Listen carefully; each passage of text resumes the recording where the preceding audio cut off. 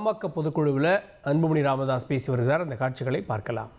ஆனால் இதெல்லாம் ஒரு செய்தி ஊடக நண்பர்களுக்கு இல்லை. இதெல்லாம் செத்துட்டு இருக்கிறாங்க மக்கள். ஆனால் உடனே எங்கேயாவது ஒரு பேட்டி, எங்கேயாவது ஒரு சின்ன இது இது இது இது புதாகரமாக்கி அதில் எவ்வளோ பேர் சந்தோஷப்பட்டு இருக்காங்க, எவ்வளோ பேர் சந்தோஷப்பட்டு இருக்காங்க. அதனால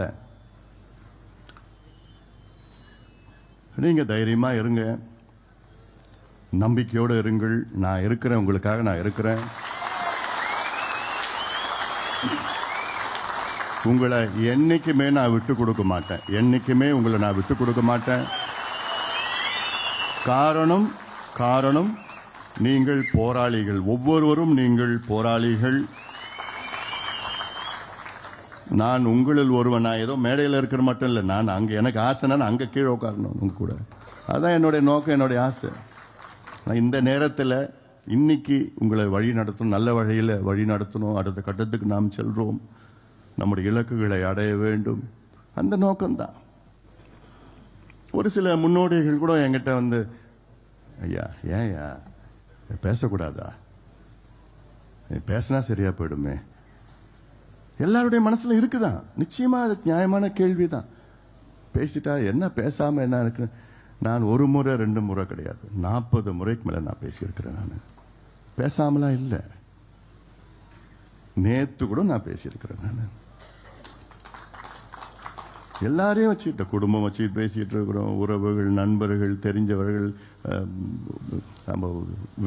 வெல் விஷர்ஸ் சொல்வார்கள். இவங்க எல்லாரையும் வச்சு நான் பேசிதான் இருக்கிறேன். ஆனால் என்ன, காலையில் ஐயா சரின்னு சொல்லுவார். அப்புறம் நம்ம பூஜாரி இருக்காங்கல்ல,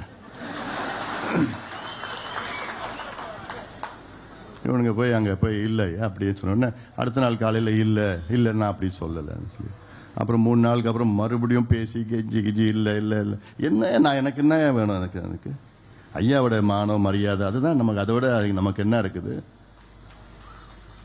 அதை நம்ம இழக்கிறது, நம்ம அது என்ன, ஐயாவோட மான மரியாதை இழந்துட்டு அப்புறம் நம்ம எதுக்கு இருக்கணும்? அப்புறம் எல்லாத்தையும் நான் ஏற்றுக்கிட்டேன், எல்லாத்தையும் ஒத்துக்கிட்டேன் நான். சரி, அப்புறம் மறுபடியும் இவங்கெல்லாம் சொல்லி குழப்பம் பண்ணி இல்லை வேணாம் முடியாது. கடைசியில் என்ன, இப்போ என்ன, கொஞ்சம் நாளுக்கு முன்னாடி இல்லை நிர்வாகிகள்லாம், இப்போ கட்சி நிர்வாகிகளை 2 பேரும் சேர்ந்து கையெழுத்து போடுவோன்னு சொன்னது ஒத்துக்கிட்டார். 10 நாளுக்கு 15 நாளுக்கு முன்னாடி ஒத்துக்கிட்டார். இப்போ நாளுக்கு கொஞ்சம் 5 நாள் 6 நாள் இல்லை நான் மட்டும் தான் போடுவேன்.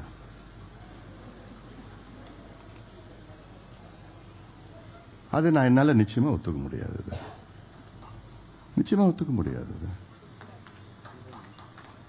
ஏன்னா அது உள்ள நான் போக விருப்பம் இல்லை எனக்கு. அது எனக்கு எல்லாமே சேர்ந்து பண்ணணும். அது ஒரு கட்சி, ஒரு இயக்கம். சில பேர் சொன்னாங்க மேடையில் கூட, நிரந்தர தலைவர். எந்த இயக்கத்துக்கும் நிரந்தர தலைவர் கிடையாது, நிரந்தர நிறுவனர் தான் தலைவர். என்பது நீங்க முடிவு பண்ணுறது தான், பொதுக்குழு முடிவு பண்ணது தான் தலைவர். நீங்க யாரு முடிவு பண்றீங்களோ அவங்க தான் தலைவர். நம்ம கட்சி ஜனநாயக கட்சி. இதுல நீ தான் தலைவர், நீ தான் பொதுச் செயலாளர், நீ தான் பொருளாளர், நீ தான், அதெல்லாம் இல்லை. நம்ம கட்சி டெமோக்ராட்டிக் பார்ட்டி, பொதுக்குழு. நீங்க தான் நம்ம கட்சியினுடைய பலம். நீங்க தான், you are the most powerful people இந்த பார்ட்டி. பொதுக்குழு நீங்க முடிவு பண்ணாதான். நீங்க கடந்த முறை என்னை தேர்வு செய்தீர்கள், 3 ஆண்டு காலம் எனக்கு கொடுத்தீர்கள். இன்று இன்னும் 1 ஆண்டு காலம் எனக்கு மீண்டும் தலைவர் பொறுப்பை நீங்கள் கொடுத்திருக்கிறீர்கள். அதனால இதெல்லாம், ஏன்னா எனக்கு என்னன்னா, எனக்கு எவ்வளோ ஒரு பக்கம் எனக்கு கஷ்டம், வருத்தம், தூக்கம் இல்லை. என் கண்ணெல்லாம் பார்த்தாலே தெரியுது. என்ன கேட்பேன், என்னப்பா இவ்வளோ சூப்பரா, எவ்வளோ இழைச்சிட்டேன்னு கேட்பேன். நான் இழைக்கல, அது தானா இழைச்சிச்சு. ஏன்னா காலையில் எழுந்தா இதுதான் ஞாபகம், தூங்குறப்போ இதுதான் ஞாபகம்.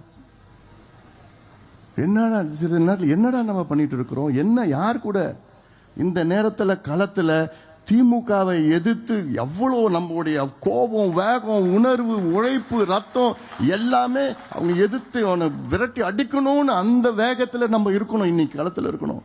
ஆனால் நமக்குள்ள பதிவு போட்டுக்கிட்டு, நமக்குள்ள வழக்கு போட்டுக்கிட்டு, நமக்குள்ள பேசிக்கிட்டு, விமர்சனம் செஞ்சுக்கிட்டு, நமக்குள்ள பேட்டி கொடுத்துக்கிட்டு, இதெல்லாம் என்னால தாங்கிக்க முடியல. நான் கனவுல கூட இப்படி நடக்குமா நான் நினைக்கவே இல்லை இதெல்லாம். ஆனாலும் ஏன் நான் பிடிவாதமா கிடையாது, உறுதியா இருக்கிறேன். பிடிவாதம் கிடையாது, உறுதியா ஏன் இருக்கிறேன்? இது நம்முடைய அமைப்பு. இந்த அமைப்பு நான் மீண்டும் சொல்றேன், இது ரத்தம், வேர்வை, தியாகம் சிந்தி வளர்ந்த இயக்கம். இது ஏதோ ஒருத்தர் பண்ணது கிடையாது. எல்லாமே இங்க மேடையில் இருக்கிறவங்க, நீங்க வீட்டில் இருக்கிறவங்க, கிராமத்தில் இருக்கிறவங்க, பாரு நம்ம மூத்தவர்கள், அவங்க தான் நம்ம முன்னோடிகள் சொல்றாங்களா, அவங்க தான் எல்லாமே. அப்ப அந்த காலத்தில் எல்லாமே உழைச்சு வச்சு வந்தது. அவங்களுடைய கனவு, உங்களுடைய கனவு எல்லாமே அடுத்த கட்டத்துக்கு போனோம். அதுதான் என்னுடைய நோக்கம். ஒரு சில சுயநலவாதிகள் அவங்க இதை வச்சுட்டு சம்பாரிச்சு, இதை வச்சுட்டு அது பண்ணோம், இது பண்ணோம்னா அதெல்லாம் நிச்சயமா நான் அதுக்கு வழி விட மாட்டேன். அதனாலதான் நான் உறுதியா இருக்கிறேன். பிடிவாதமா நான் இல்லை, உறுதியா இருக்கிறேன், அவ்வளவுதான். நிறைய என்னால சொல்ல முடியல, சொல்லணும்னு ஆசை, அதனால இது சொல்ல முடியல. சில பேர் தனிப்பட்ட முறையில் நான் சொல்லியிருக்கிறேன், அவ்வளவுதான். அவங்க புரிஞ்சிட்டு இருக்காங்க. அதனால மீண்டும் சொல்றேன், நான் நம்ம எல்லாம் ஒன்றாக களத்தில் இருப்போம். உங்களை எல்லாம் இன்னைக்கு பார்க்கறதுல எனக்கு ரொம்ப ரொம்ப சந்தோஷம். அவ்வளோ எனக்கு மனசுல அவ்வளோ உற்சாகம் எனக்கு. ஏன்னா நீங்க தான் கட்சி, நீங்க மற்றவர்களே வழி நடத்துவீர்கள். இங்க வந்திருக்கிறீங்க பொதுக்குழு உறுப்பினர், நீங்க தான் நம்ம கட்சியினுடைய அடுத்த கட்டத்தில். நம்ம கீழே இருக்கிறவங்க எல்லாமே நம்ம வழி நடத்தணும். நம்ம 2வது தீர்மானம் என்ன தீர்மானம்? சிறை நிரப்பும் போராட்டம். வன்னியர்களுக்கு இடஒதுக்கீடு அறிவிக்கவில்லை என்றால் ஒட்டுமொத்தம் சிறைகள் தமிழ்நாட்டில் நிரப்பப்படும். சிறை நிரப்பு போராட்டம், கடுமையான போராட்டம் நான் நடத்துவோம். ஏன்னா ஏதோ முதலமைச்சர் ஸ்டாலின் அவர்கள் ஏதோ ஒன்று கணக்கு வச்சுக்கிட்டு, சரி இன்னொரு 8 மாசம் ஏமாத்திடலாம், 4 வருஷம் ஏமாத்திட்டோம், இன்னொரு 8 மாசம் ஏமாத்திடலாம், அப்படியே போயிடலாம், கொண்டு போயிடலாம், அப்படி இப்படி. இவங்க ஸ்டைலே அப்படிதான்.